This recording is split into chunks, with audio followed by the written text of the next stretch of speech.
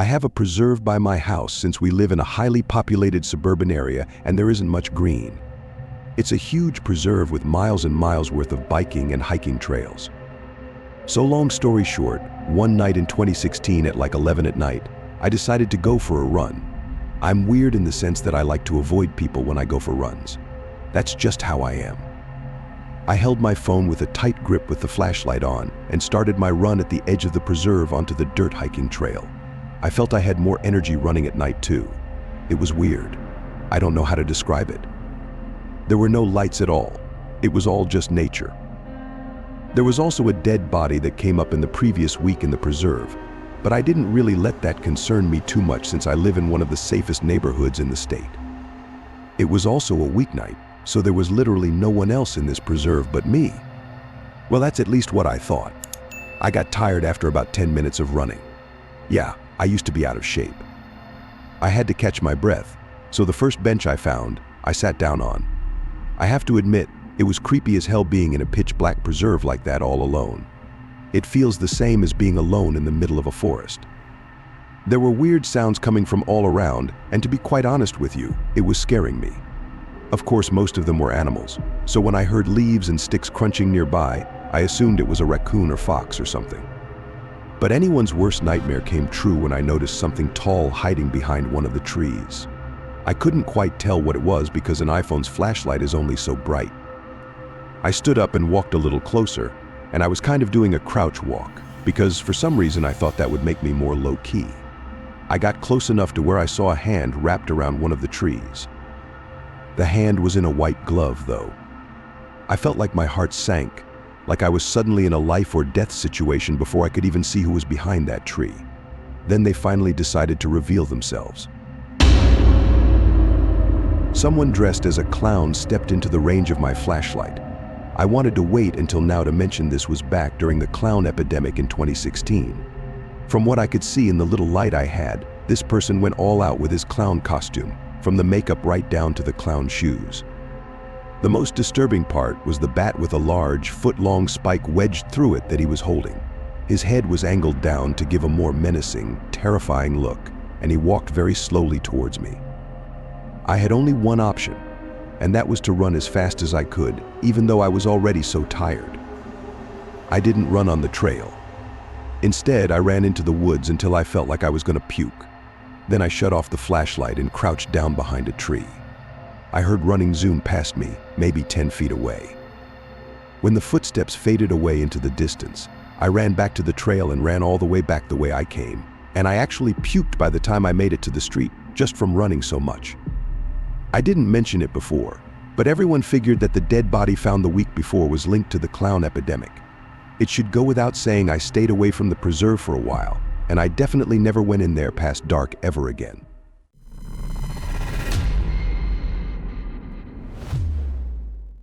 I once took a trek on the Appalachian Trail in Pennsylvania, which is the longest hiking-only trail in the world.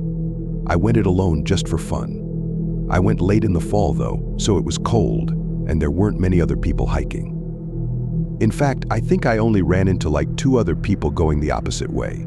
The part of the trail I was on was in thick forest, and it was definitely a scenic walk.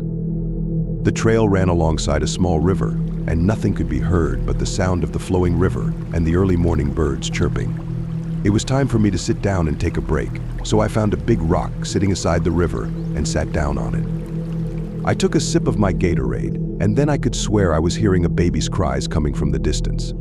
It was coming from further down the trail in the direction I was walking. Of course I had to get up and follow the sound of it because of that off chance that a baby was stranded in the woods alone. As I walked further down the trail though, it seemed like the baby's cries stayed the same distance away. This went on for like half a minute of walking fast before I gave up and assumed it was somebody with a baby walking down the trail. I sat down on another rock I found on the side of the trail by the river. Eventually the crying seemed to just stop. Like it didn't fade away really, it just stopped abruptly.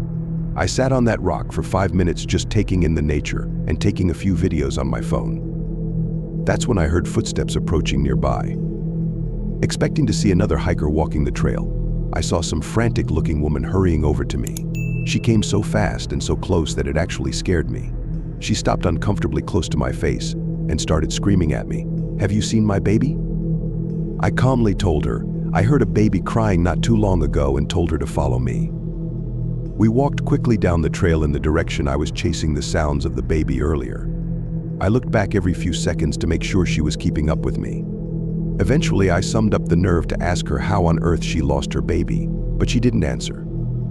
So I turned around again and stopped when I saw she was gone. And the weird thing, she was right on my tail just 10 seconds ago. I screamed out for her a few times, but the only sounds around me were the sounds of the birds chirping in the river. I figured even if she trailed off away from me, I would at least still be able to see her in the distance. I stood there for a long time deciding what to do next. Just move on with my life and continue the trail, or walk back and try to find this woman. I did one more quick 180-degree scan of the area we just came from, and what I saw next may not sound very disturbing, but it was disturbing to me in that very spot. I saw the woman standing across the river, arms hanging lifelessly at her sides, and she was looking at me. Not saying anything, not moving a muscle, blank expression. Just standing like a statue, watching me. I had made up my decision right there, and that was to move the hell on with my life right there. I walked as fast as I could away from there until my calves hurt from walking so fast for so long. Eventually, I made it back to my car after looping around another trail. I cut the hike short after what happened. I was truly unsettled by it and even started to question my sanity. Like, did that actually even happen? It seemed so unreal, and yet, at the same time, it felt real in the sense that I lived it. I just want to know if anyone else who hiked the Appalachian Trail had any kind of freakish experience like this.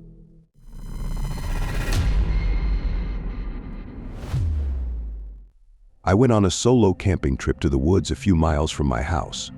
After setting up camp and eating, I took a half-hour nap in my tent and went for a hike. It was a normal hike in a rather quiet forest until I thought I could hear footsteps nearby.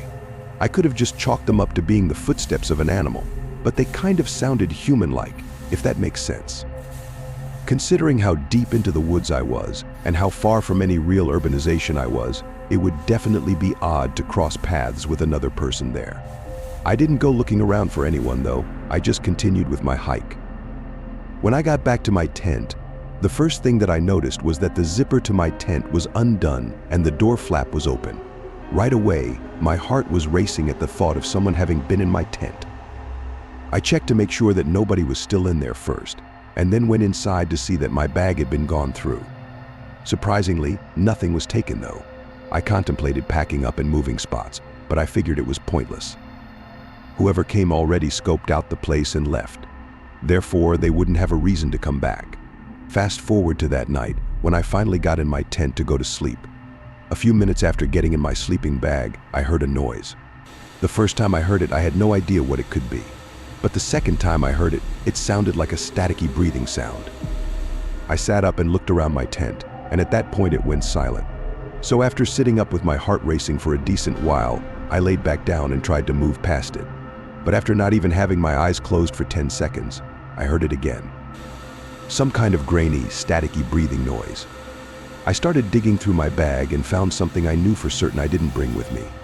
I pulled out a huge, archaic-looking walkie-talkie type thing, and the static was emanating from that. I instantly associated it with the footsteps and whoever searched my tent. But all I was thinking was, why would they put that there? Just then the static stopped, and there was a breathing sound once more coming from the big walkie-talkie type thing. And then, in a deep, almost unintelligible whisper, I heard the words, "I'm outside your tent." It's crazy how in just a couple seconds your whole world can change and how your whole body can become overcome with fear. I frantically pressed buttons on the oversized walkie-talkie until it finally seemed to turn off. Then, I heard something hit the ground outside, something heavy. I had a choice. Do I stand ground and protect my belongings and myself, or do I make a straight dash for the pickup truck? When I heard something else hit the ground right outside the tent, I chose the latter and made a run for my pickup. I left behind my tent, my sleeping bag, and other equipment. But in reality, none of that stuff really mattered when my life was potentially on the line. For all I know, it was some kind of trap to just get me to leave all my stuff behind for them to take. Or it could have genuinely been someone who intended on harming me.